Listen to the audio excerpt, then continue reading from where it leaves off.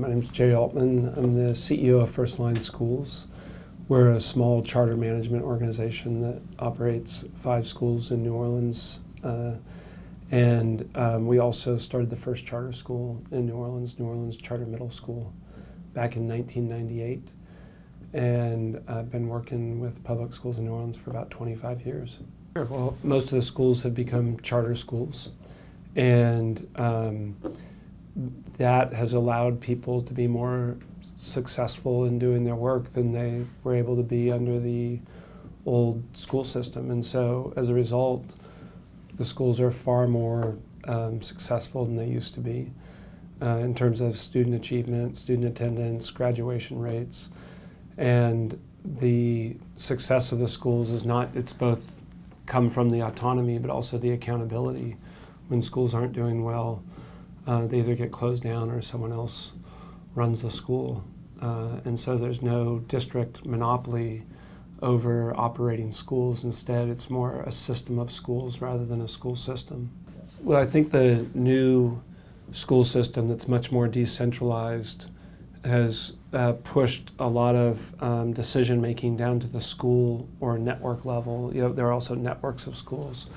And so that autonomy has allowed people to be much more adaptive. I mean, creating a great school that is responsive to the needs of the particular students in those schools, in the school, requires thousands of little changes over a week, a month, a school year. And because it's easier to make those changes now, because of the increased autonomy at the schools for school leaders and teachers, because those changes are easier to make, the schools have adapted, much more to meet the needs of students. So whereas before we had the selective schools were successful, and very few of the open admission schools were successful, and it wasn't because there weren't smart, hardworking, committed, well-intentioned people. It's because the system itself made it hard to be successful and adaptive. And now with the context of the new system, people are able to be more successful in their work. The first thing is how much the schools have improved. If you come in and just look at the schools now, they're satisfactory. But they've gone from unsatisfactory to satisfactory, and arguably are the most improved schools in America over the last 10 years.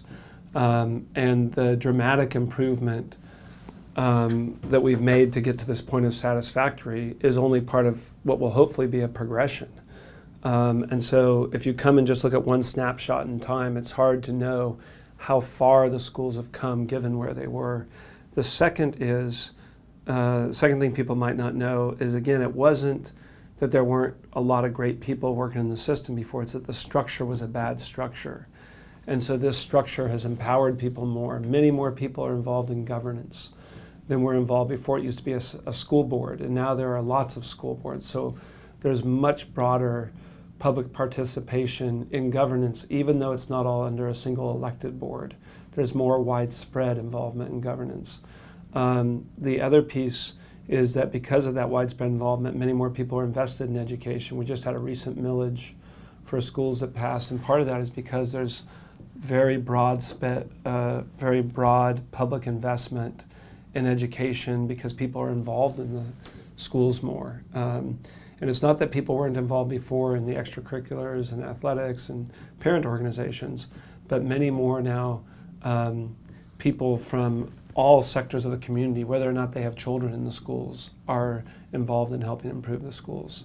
My hope for the schools is that we've gone from unsatisfactory to satisfactory, or from an F to a C, that we go from satisfactory to great, from C to A, and where, the dream would be that New Orleans becomes the first city in the country where every kid goes to a great school.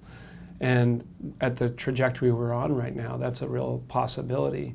My other hope is that we figure out how to serve the students who are struggling the most. I mean, we live in a city that we have a dearth of mental health services in the city, and of strong safety net for students and families who are struggling. So we're having to build that capacity and expertise in the schools.